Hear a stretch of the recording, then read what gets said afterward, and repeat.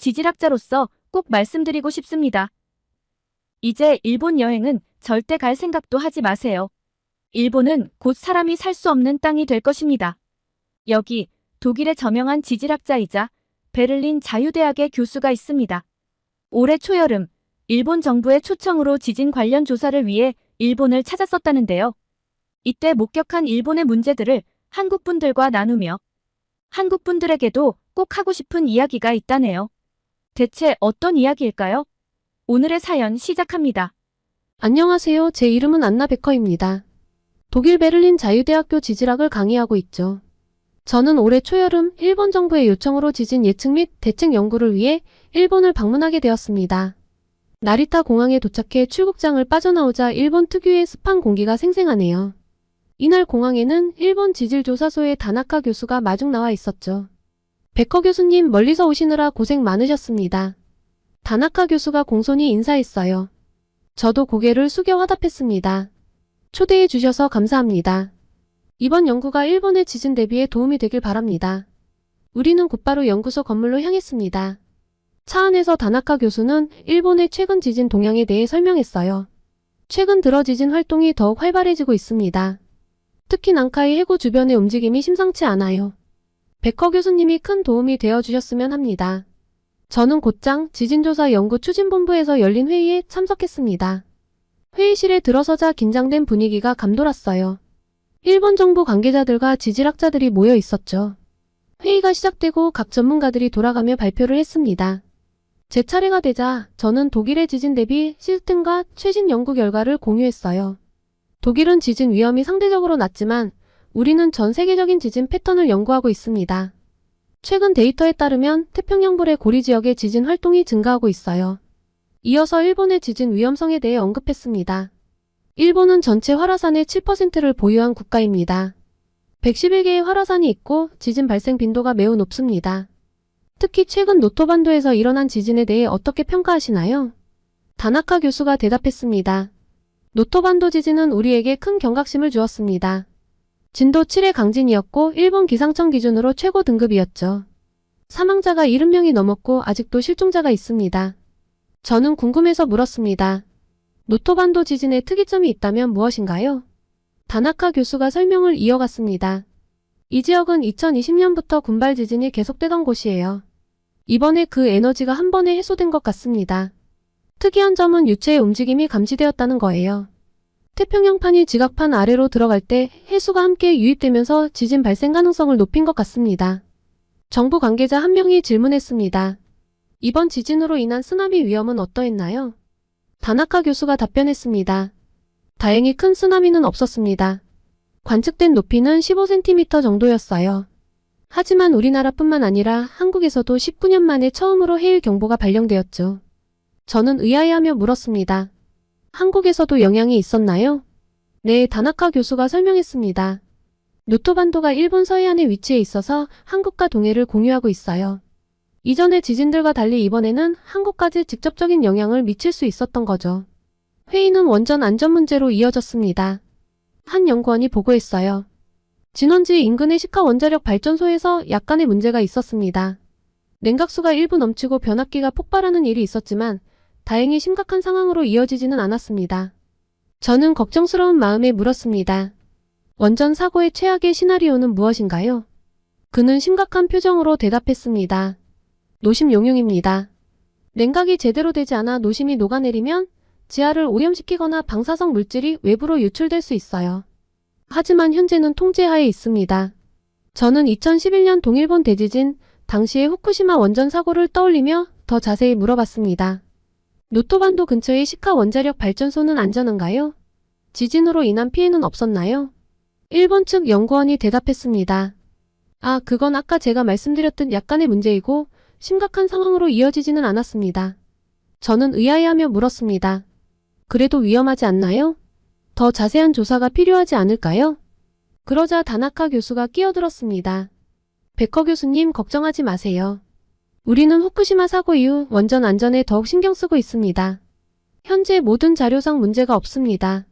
하지만 저는 여전히 불안했습니다. 동일본 대지진 때도 초기에는 통제하에 있다고 했지만 결국 대형 사고로 이어졌잖아요. 이번에도 그럴 가능성은 없나요? 사토시가 약간 불편한 기색을 보이며 말했습니다. 베커 교수님, 우리는 그때의 교훈을 잘 알고 있습니다. 이번에는 정말로 안전합니다. 모든 안전 프로토콜이 제대로 작동하고 있어요. 저는 그들의 말을 들으며 깊은 의구심을 느꼈습니다. 표면적으로는 모든 것이 통제하에 있다고 하지만 과연 실제로 그럴까요?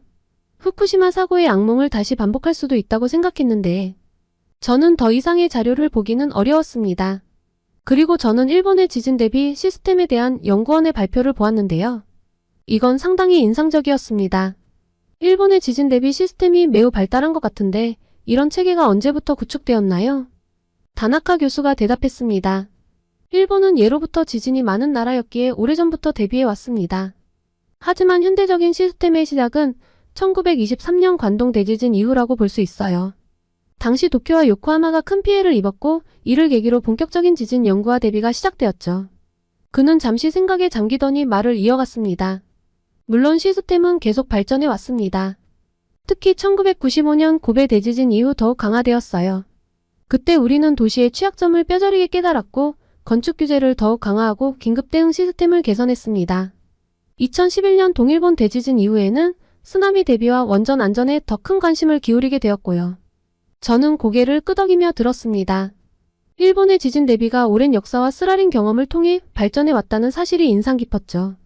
이런 문제들을 하루 이틀 겪은 것이 아니고 동일본 대지진의 경험이 있으니 노토반도 대지진 시 원전은 잘 관리했을 것이라 생각을 하고 마음 한구석에 남아있던 찜찜함을 접었습니다.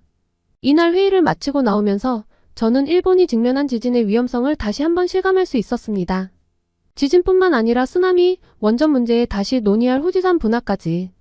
도쿄의 번화가를 걸으며 이 거대한 도시와 수많은 사람들의 운명이 어떻게 될지 생각하니 마음이 무거워졌습니다. 그런데 이 문제들만큼이나 제 마음을 답답하게 만든 일이 발생했습니다. 다음날 지진조사 연구추진본부에서 또 하루의 회의와 분석을 마치고 우리 일행은 근처 이자카야로 향했습니다. 다나카 교수, 정부 관계자인 사토시, 몇몇 연구원들, 그리고 제 통역을 담당하는 요시다 씨와 함께였죠. 식당에 들어서자 TV에서 뉴스가 나오고 있었습니다. 한 정치인이 격앙된 목소리로 무언가를 말하고 있었어요. 일본어를 조금은 할 수 있지만 완벽히 이해하지 못하는 저는 궁금증을 참지 못하고 요시다 씨에게 물었습니다. 저 정치인이 뭐라고 하는 거죠? 왜 그렇게 흥분했나요? 요시다 씨는 잠시 망설이더니 대답했습니다. 그게 말이죠. 위안부 문제에 대해 말하고 있어요. 강제성이 없었다고 주장하고 있습니다. 저는 충격을 받아 말을 잇지 못했습니다. 잠시 후 진정을 하고 다시 물었습니다. 그런 발언을 공개적으로 해도 되는 건가요? 저 사람은 저명한 정치인인가요? 아니, 정치인이고 아니고를 떠나 그런 발언을 저렇게 당당하게 하는 건 조금 쇼크인데요. 테이블에 불편한 침묵이 흘렀습니다. 사토시가 조심스럽게 입을 열었습니다. 이런 발언은 논란의 여지가 있지만 표현의 자유라는 명목 하에 종종 있어 왔습니다. 저는 더욱 혼란스러워졌습니다. 하지만 이는 역사적 사실을 왜곡하는 것 아닌가요? 독일에서는 홀로코스트를 부정하는 것이 불법인데요. 그럼 독일은 자유를 억압하는 나라인가요? 다나카 교수가 끼어들었습니다. 일본과 독일의 상황은 좀 다릅니다. 우리는 과거사 문제를 다루는 방식이 조금 달라요. 이 말을 듣고 저는 더 깊이 물어보고 싶어졌습니다. 그렇다면 일본에서는 이런 역사적 사실들을 어떻게 교육하나요? 학교에서 어떻게 가르치고 있죠? 사토시가 대답했습니다. 솔직히 말씀드리면 이런 민감한 주제들은 자세히 다루지 않습니다. 주로 사실 위주로 간단히 언급하는 정도예요. 저는 믿기 힘들다는 듯이 물었습니다. 그렇다면 학생들은 자국의 역사에 대해 제대로 알지 못하는 건가요? 다나카 교수가 불편한 듯 말했습니다. 우리는 주로 일본의 발전과 성취에 초점을 맞춥니다. 과거의 어두운 면을 파헤치는 것보다는 미래를 향해 나아가는 것이 중요하다고 생각해요. 이 말을 듣는 순간 제 마음에 분노와 슬픔이 차올랐습니다. 독일인으로서 과거사 반성의 중요성을 뼈저리게 느껴온 사람으로서 일본의 이런 태도는 도저히 이해할 수 없었습니다. 과거를 모르면 미래도 없습니다. 제가 단호하게 말했습니다. 독일이 과거의 잘못을 인정하고 배우려 노력했기에 지금 유럽에서 신뢰받는 나라가 될 수 있었어요. 일본은 이웃 국가들과의 관계 개선을 원하지 않나요? 테이블에 무거운 침묵이 내려앉았습니다. 연구원들은 음식에만 집중하는 듯했고 다나카 교수와 사토시는 서로 눈치를 보았습니다. 결국 요시다 씨가 조심스럽게 화제를 돌렸습니다. 내일의 현장 조사 계획에 대해 이야기해 볼까요? 식사를 마치고 호텔로 돌아오는 길, 저는 큰 충격에 빠져 있었습니다. 일본이라는 나라에 대해 저는 그들의 문화와 기술력을 늘 존중해 왔습니다. 하지만 오늘 알게 된 모습은 제가 알던 일본이 아니었습니다. 호텔 방으로 돌아온 저는 창밖을 바라보며 복잡한 감정에 휩싸였습니다. 어떻게 이런 배울 만큼 배웠다는 사람들의 역사 인식이 이 모양일까? 상당히 충격적이었습니다. 하지만 동시에 저는 현실을 직시해야 했습니다. 제가 여기 온 이유는 개인적인 감정 때문이 아니었으니까요. 일본 정부의 요청으로 중요한 지질학적 연구를 위해 왔다는 것을 상기했습니다. 깊은 한숨을 내쉬며 저는 제 감정을 다스리려 노력했습니다. 제가 하는 일은 수많은 사람들의 생명과 직결되어 있으니 개인 감정을 섞어서 허술하게 할 수 없는 일이라는 걸 다시 상기했죠. 지진 예측과 대비책 마련은 정치적 견해나 역사인식과는 별개로 반드시 수행해야 할 중요한 과제이니까요. 지금은 내 개인적인 감정을 뒤로하고 주어진 임무에 집중해야 해 저는 스스로에게 말했습니다. 여기 있는 동안 최선을 다해 연구에 임하고 일본의 지진 대비에 도움이 되는 결과를 내놓아야 해. 비록 일본의 역사 인식에 대해 깊은 실망을 느꼈지만 저는 제 전문성과 직업 윤리를 지켜야 한다는 것을 잘 알고 있었습니다. 남은 기간 동안 최선을 다해 연구에 임하고 제가 할 수 있는 최선의 조언을 제공하기로 마음먹었습니다. 잠자리에 들며 저는 내일부터 더욱 철저히 제 본연의 임무에 집중하리라 다짐했습니다. 비록 마음 한구석에는 여전히 불편함이 자리 잡고 있었지만 전문가로서의 책임감이 그 어떤 개인적 감정보다 우선해야 한다는 것을 저는 잘 알고 있었습니다. 다음 날 아침 우리는 다시 지진조사연구추진본부에 모였습니다. 오늘의 주제는 난카이 대지진과 후지산 분화 가능성에 대한 분석이었습니다. 회의실에 들어서자 긴장감이 감돌았습니다. 다나카 교수는 계속해서 설명을 이어갔습니다. 난카이 해구는 필리핀판과 유라시아판이 만나는 곳으로 규슈 서쪽 지역까지 쭉 이어집니다. 이 지역은 보통 여러 구역으로 나뉘어 있는데 각 구역이 개별적으로 또는 연쇄적으로 움직일 수 있습니다. 그는 칠판에 그림을 그리며 설명했습니다. 해양판이 유라시아판 밑으로 연간 3에서 5cm 정도 섭입하고 있어요. 이로 인해 계속해서 에너지가 축적되고 있죠. 이 에너지가 100년에서 150년 주기로 한 번씩 해소되는데 문제는 현재 해소되지 않은 구간에 에너지가 더 많이 쌓여 있다는 겁니다. 한 정부 관계자가 물었습니다. 그렇다면 앞으로 30년 내에 대지진이 발생할 확률은 얼마나 되나요? 다나카 교수는 심각한 표정으로 대답했습니다. 일부 학자들은 그 확률이 70에서 80%에 이른다고 봅니다. 특히 우려되는 것은 난카이 해구의 도카이, 도난카이, 그리고 난카이 해구의 단층이 동시에 파열될 가능성입니다. 그는 잠시 숨을 고르고 계속했습니다. 1707년 호에이 대지진 때 이런 일이 실제로 일어났습니다. 당시 사망자가 최소 5,000명에서 2만 명에 이르렀고 일본 전역에 산사태와 액상화 현상이 발생했죠. 최대 26m 높이의 쓰나미도 있었습니다. 회의실 안의 긴장감이 더욱 고조되었습니다. 다나카 교수는 이어서 말했습니다. 물론 이번 규슈 지진을 난카이 대지진의 전조 증상으로 보는 시각도 있지만 단정 짓기는 어렵습니다. 다만 주의해야 할 점은 도쿄 인근에서 지진이 발생할 가능성이 높다는 겁니다. 다나카 교수는 잠시 말을 멈추고 깊은 숨을 내쉬었습니다. 그의 표정이 더욱 심각해졌습니다. 현재 에너지가 가장 많이 쌓여있는 곳은 이즈 반도가 있는 도쿄 근처입니다. 개인적으로는 다음 지진이 이 지역에서 일어날 확률이 가장 높다고 봅니다. 그는 잠시 주변을 둘러보더니 계속해서 말을 이어갔습니다. 이는 매우 우려되는 상황입니다. 도쿄는 일본의 수도이자 가장 인구가 밀집된 지역이죠. 하지만 오랫동안 큰 문제가 없었기 때문에 오히려 위험에 대한 경각심이 줄어들고 있는 것 같아 더욱 걱정됩니다. 다나카 교수는 지도를 가리키며 설명을 이어갔습니다. 도쿄는 지질학적으로 매우 취약한 위치에 있습니다. 도쿄 앞쪽 바다 전체가 계속해서 대지진이 일어날 수 있는 곳입니다. 1923년 관동 대지진도 이 지역의 사가미 해구에서 발생했죠. 그는 잠시 멈추고 회의실을 둘러보았습니다. 모든 사람들의 표정이 굳어져 있었습니다. 더 큰 문제는 도쿄의 지형적 특성입니다. 도쿄는 거대한 평지입니다. 산이나 언덕 같은 자연 방벽이 없어 지진이나 해일에 매우 취약합니다. 게다가 대규모 지하수 사용으로 지반이 계속 낮아지고 있어요. 한 정부 관계자가 끼어들었습니다. 그렇다면 도쿄를 포기하고 수도를 옮겨야 하는 것 아닌가요? 다나카 교수는 고개를 끄덕였습니다. 사실 과거에는 그런 주장도 있었습니다. 하지만 지금까지 큰 문제 없이 지내왔기 때문에 그런 극단적인 대안은 현실적으로 받아들여지지 않고 있죠. 오히려 이런 안전불감증이 더 큰 위험을 초래할 수 있습니다. 그는 잠시 말을 멈추고 깊은 한숨을 내쉬었습니다. 도쿄는 일본 경제의 중심지이자 1,000만 명이 넘는 사람들이 살고 있는 곳입니다. 만약 대규모 지진이 발생한다면 그 피해는 상상을 초월할 것입니다. 하지만 많은 사람들이 이 위험을 간과하고 있어요. 회의실 안에 무거운 침묵이 흘렀습니다. 도쿄가 직면한 위험의 규모와 그에 대한 대비 부족에 대한 인식이 모든 참석자들의 마음을 무겁게 눌렀습니다. 마지막으로 다나카 교수는 경고의 말을 덧붙였습니다. 난카이 해구 전체가 한꺼번에 파열될 가능성은 상대적으로 낮지만 그렇다고 안심할 순 없습니다.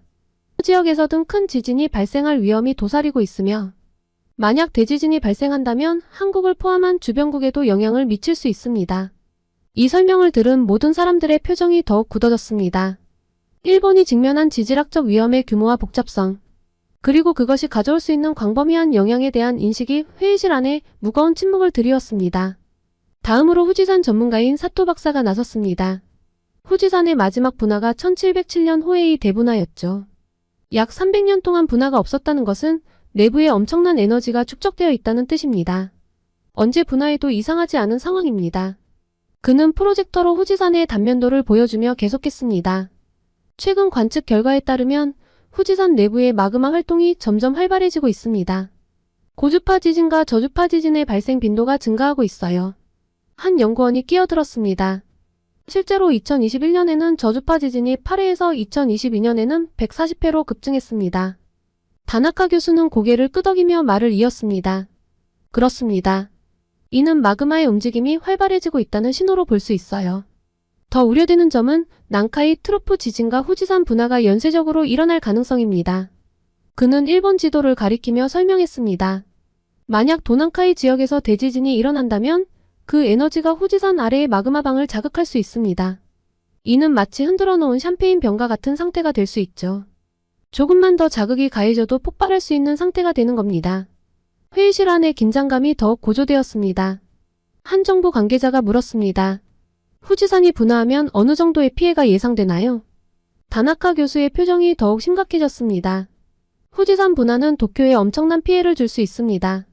화산재로 인해 항공기 운항이 전면 중단될 수 있고 도쿄 전역이 마비될 수 있습니다. 더 나아가 화산재가 전자기기에 미치는 영향으로 인해 일본 경제에 큰 타격을 줄 수 있습니다. 그는 잠시 말을 멈추고 깊은 숨을 내쉬었습니다. 최악의 시나리오는 대지진과 후지산 분화가 연이어 일어나는 경우입니다. 이런 상황이 발생하면 복구가 거의 불가능한 수준의 피해가 예상됩니다. 회의실 안에 무거운 침묵이 흘렀습니다. 한 정부 관계자가 떨리는 목소리로 물었습니다. 그렇다면 난카이 대지진과 후지산 분화가 동시에 일어날 가능성은 얼마나 됩니까? 사토 박사가 대답했습니다. 정확한 확률을 말하기는 어렵지만 가능성은 충분합니다. 대지진이 일어나면 그 에너지가 후지산 아래의 마그마방을 자극할 수 있습니다. 마치 흔들어 놓은 샴페인 병과 같은 상태죠. 이 말을 듣자 회의실 안의 공기가 얼어붙는 것 같았습니다. 저는 독일에서의 경험을 바탕으로 의견을 제시했습니다. 두 재해가 동시에 일어난다면 피해 규모는 상상을 초월할 것입니다. 특히 도쿄도 방심할 수 없습니다. 도쿄는 쓰나미에 매우 취약해 보입니다. 이 자료를 좀 보세요. 다나카 교수가 덧붙였습니다. 맞습니다. 앞서 설명드린 것처럼 도쿄는 거대한 평지입니다. 게다가 대규모 지하수 사용으로 지반이 계속 낮아지고 있어요. 20에서 30m 높이의 쓰나미가 온다면 도쿄 역시 쓰나미 피해를 막기 힘들 것입니다. 정부 관계자들의 얼굴이 창백해졌습니다. 한 관계자가 떨리는 목소리로 물었습니다. 그렇다면 우리는 어떻게 해야 합니까? 도쿄를 포기해야 하나요? 사토 박사가 고개를 저었습니다. 그렇게 극단적인 대안은 현실적이지 않습니다. 하지만 더 철저한 대비가 필요합니다. 특히 방제 시스템과 대피 계획을 전면 재검토해야 합니다. 저는 독일의 사례를 들어 설명했습니다. 독일에서는 모든 가능한 시나리오를 고려해 대비합니다. 최악의 상황을 가정하고 그에 맞는 대책을 세우는 것이 중요합니다. 회의가 계속되면서 정부 관계자들의 불안감은 더욱 커져갔습니다.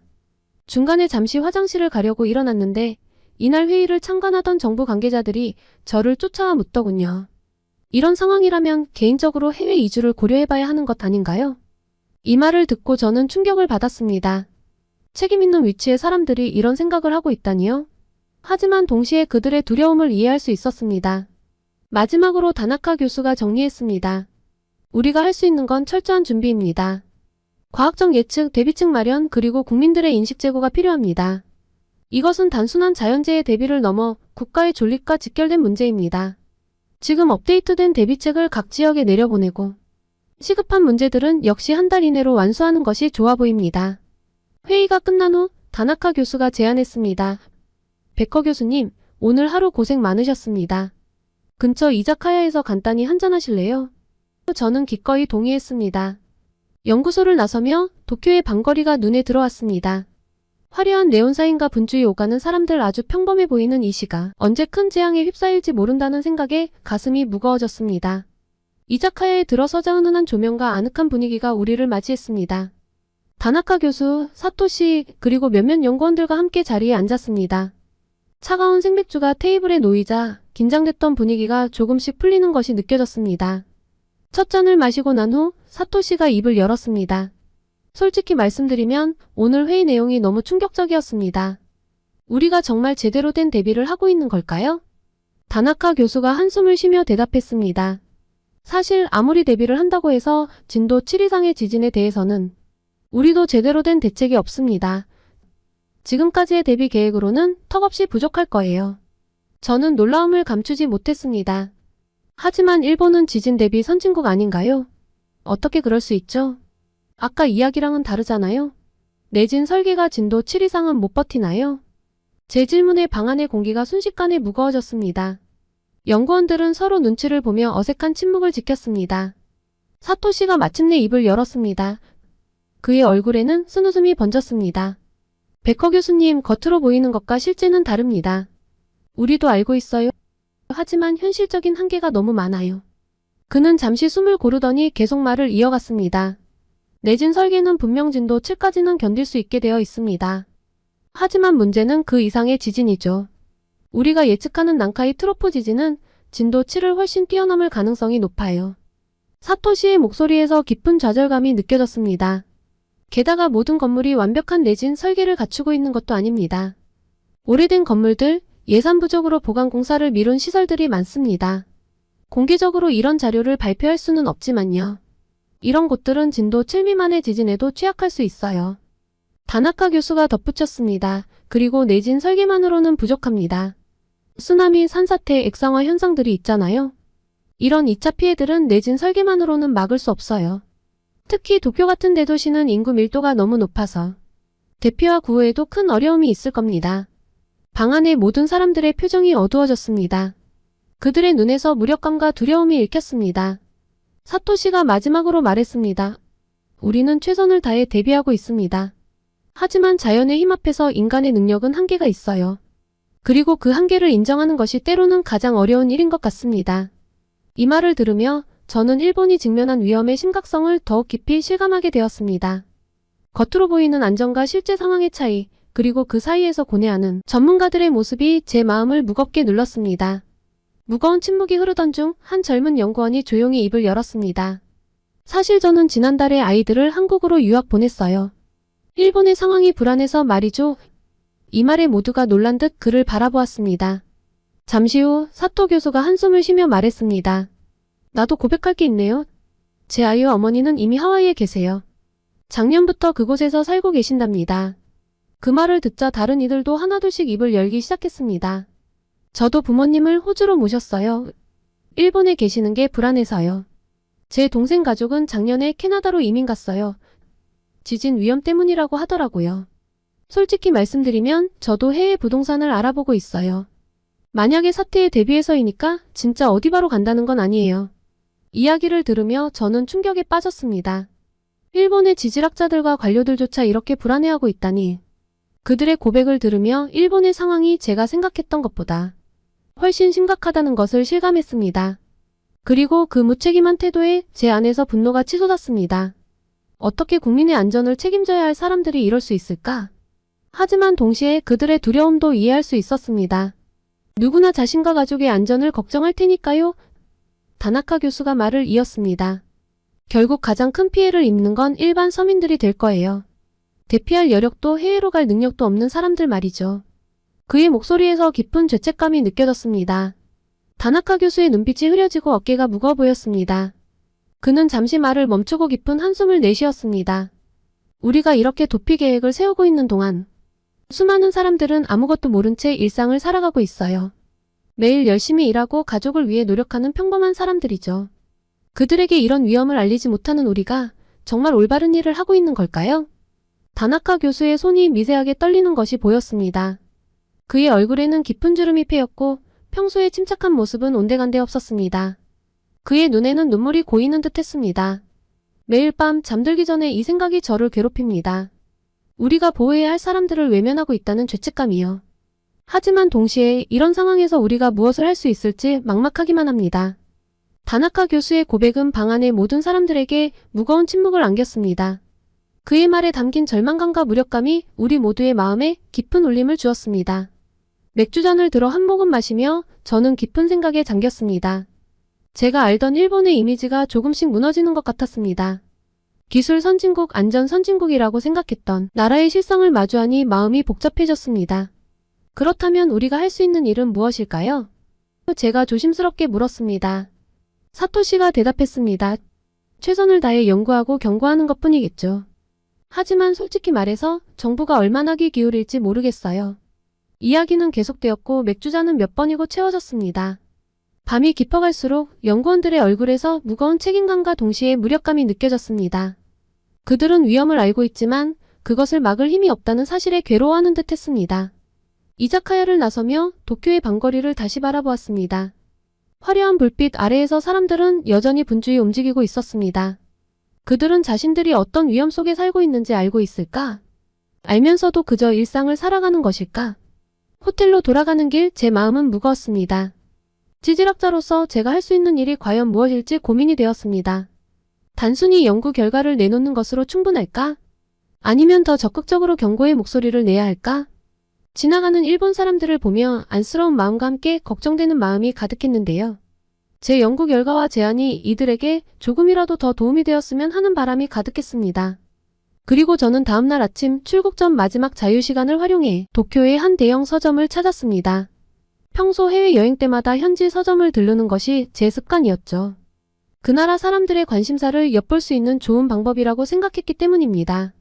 그런데 서점 안을 둘러보던 중 저는 충격적인 광경을 목격했습니다. 혐한 서적 코너가 따로 마련되어 있었던 것입니다. 책 제목들을 하나씩 읽어내려가며 저는 점점 더 큰 충격에 빠져들었습니다. 한국인으로 태어나지 않아 다행이야. 이계전 주한 일본 대사가 쓴 책이라고? 저는 믿기지 않는 눈으로 책을 집어들었습니다. 옆에 놓인 만화 혐한류는 무려 100만 부나 팔렸다고 합니다. 더 놀라운 것은 반일 종족주의라는 책의 일본어판이 아마존 재팬에서 종합 베스트셀러 1위를 기록했다는 사실이었습니다. 이 모든 것을 보며 저는 깊은 혼란에 빠졌습니다. 어떻게 이런 책들이 대형 서점에 버젓이 전시될 수 있는 걸까요? 그것도 따로 코너까지 만들어서? 서점을 나서는 길에 저는 또 다른 충격적인 광경을 목격했습니다. 거리에서 혐한 시위대가 구호를 외치고 있었던 것입니다. 난징 대학살이 아니라 일본 내 코리아타운 대학살을 실행하자. 한국인 여성은 성폭행해도 된다. 좋은 한국인도 나쁜 한국인도 다 같이 죽여라. 이 끔찍한 구호를 들으며 저는 그 자리에 얼어붙었습니다. 이것이 현대 일본의 모습이라니 도저히 믿기지 않았죠. 그 순간 제 머릿속에 역사의 아이러니가 스쳐 지나갔습니다. 1910년부터 1945년까지 35년간의 일본 식민지배 동안 고통받은 한국인들의 한가 분노가 떠올랐습니다. 강제징용, 위안부 문제, 그리고 문화말살 정책. 이런 역사적 아픔들이 제 마음을 무겁게 했습니다. 그리고 지금 제가 두 눈으로 본 일본의 혐한 서적, 거리의 혐오 발언, 역사 왜곡들. 역사의 아이러니한 순환에 대해 생각하지 않을 수가 없었습니다. 불과 80년 전 제국주의 열강으로 아시아를 침략했던 나라가 이제는 자연재해라는 인력으로 도저히 막을 수 없는 큰 위협 앞에 놓여 있습니다. 1923년 관동 대지진 때 조선인 학살을 자행했던 그들이 이제는 스스로 대지진의 위협 속에 살고 있습니다. 과거 일본의 식민 지배로 고통받은 한국인들의 한가 분노가 떠올랐습니다. 이 한국인들의 한가 분노, 억울함이 이렇게 돌아가는 것 아닌가 생각이 되더군요. 더욱 아이러니한 것은 이런 재앙이 닥쳤을 때 가장 큰 고통을 겪게 될 이들이 혐오 발언을 내뱉는 극우 세력이 아닌 평범한 일본 서민들일 것이라는 점입니다. 마치 과거 식민지배 시절 실제 고통을 겪은 이들이 조선의 평범한 서민들이었던 것처럼 말입니다. 거리를 걸으며 저는 깊은 생각에 잠겼습니다. 역사는 정말 순환하는 것일까요? 한 민족의 고통이 다른 민족의 고통으로 이어지는 이 끝없는 사이클, 이것이 인류의 운명일까요? 과거 남경대 학살, 위안부 문제, 강제징용 등으로 중국과 한국의 고통을 안겼던 일본이 이제는 자연의 위협 앞에 놓여있는 모습이 마치 역사의 심판 같아 보였습니다. 호텔로 돌아가는 길, 저는 마음속 깊이 슬픔을 느꼈습니다. 지질학자로서 제가 예측한 자연재해의 위험성, 그리고 지금 목격한 사회적 병폐, 이 모든 것이 뒤섞여 제 마음을 무겁게 눌렀습니다. 호텔방에 도착해 짐을 싸며 저는 이번 여행이 제게 준 깊은 통찰에 대해 생각했습니다. 지질학적 위험, 역사적 아픔, 현재의 사회 문제까지 마음이 편하지 않더군요. 이렇게 독일로 돌아온 지 며칠 후 저는 TV에서 한 뉴스를 보게 되었습니다. 한국인들이 일본 여행을 매우 선호한다는 내용이었죠. 이 소식을 듣자마자 제 마음은 무거워졌습니다. 일본 방문 중 알게 된 위험성을 생각하면 한국인들의 안전이 매우 걱정되었기 때문입니다. 혹시라도 이 채널의 구독자분들이 당장 지진이 일어나는 것도 아닌데 일본에 가볼까? 가깝고 비용도 저렴하잖아? 라는 생각을 하실까봐 노파심의 말씀을 좀 드리고 싶습니다. 혹여나 당장 일어나지도 않는데 뭐 괜찮지 않아? 라고 생각하신다면 그것은 큰 오산입니다. 지질학적 관점에서 볼 때 일본은 현재 매우 위험한 상태입니다. 난카이 트로프 지진의 발생 가능성이 매우 높아졌으며 이는 언제든 일어날 수 있습니다. 더욱 우려되는 것은 후지산의 분화 가능성입니다. 후지산은 300년 넘게 분화하지 않았습니다. 이는 내부에 엄청난 에너지가 축적되어 있다는 의미입니다. 전문가들은 후지산이 언제 분화해도 이상하지 않은 상태라고 경고하고 있습니다. 만약 후지산이 분화한다면 그 영향은 도쿄를 포함한 광범위한 지역에 미칠 것입니다. 특히 우려되는 점은 대지진과 후지산 분화가 연쇄적으로 일어날 가능성입니다. 대지진으로 인한 지각 변동이 후지산의 마그마를 자극할 수 있기 때문입니다. 이 두 가지 재해가 동시에 또는 연이어 발생한다면 그 피해는 상상을 초월할 것입니다. 도쿄는 이러한 위험에 매우 취약합니다. 대규모 지진으로 인한 도시기능 마비, 건물 붕괴, 대규모 화재 등의 위험이 있습니다. 여기에 후지산 분화로 인한 화산재까지 더해진다면 항공기 운항 중단으로 대피가 어려워질 수 있습니다. 더욱 충격적인 것은 일본 정부의 대비 상태입니다. 진도 7 이상의 지진에 대해서는 제대로 된 대책이 없다는 것을 알게 되었습니다. 심지어 일부 고위 관료들은 이미 해외 도피 계획을 세워두고 있다고 합니다. 따라서 저는 한국인 여러분들께 간곡히 부탁드립니다. 앞으로 절대 일본에 갈 생각은 하지 마세요. 당장은 안전해 보일지 모르지만 언제 큰 재앙이 닥칠지 모르는 상황입니다. 여러분의 안전이 무엇보다 중요합니다. 여행은 즐거움을 위한 것이지 생명을 걸어야 할 만큼 중요한 것이 아닙니다. 한국의 아름다운 관광지들을 방문하는 것은 어떨까요? 저는 올가을에 가족들과 한국 여행을 계획하고 있거든요. 서울에 머무르는 제 지인과 함께 우선 서울부터 둘러볼 예정입니다. 서울의 경복궁, 북촌한 옥마을, 남산 서울타워 등 볼거리가 많고 현대적인 면모와 전통이 공존하는 모습을 아이들과 함께 보고 경주로 가서 불국사와 석굴암 같은 유네스코 세계문화유산을 보려고 합니다. 마무리는 제주도예요. 아주 매력적인 곳이더군요. 한라산 등반, 올레길 트레킹, 그리고 아름다운 해변들까지 꼭 가봐야 하는 곳이라고 생각합니다. 특히 가을에는 억새축제가 열린다고 하니 장관일 것 같네요. 일본 대신 한국의 아름다운 여행지에서 구독자분들을 만나게 되길 빕니다. 혹시 제가 놓친 좋은 여행지가 있다면 댓글로 알려주세요. 그리고 여러분의 안전한 가을과 즐겁고 행복한 일상을 진심으로 기원합니다. 오늘은 일본 정부의 요청으로 지진연구소에 방문해 일본의 현 상태를 분석하고 엄청난 위험성을 감지해서 한국분들께 간곡히 일본을 가지 말 것을 부탁하는 독일 지질학 전문가의 사연을 소개해드렸습니다. 오늘의 사연이 마음에 드셨다면 구독과 좋아요를 눌러주세요.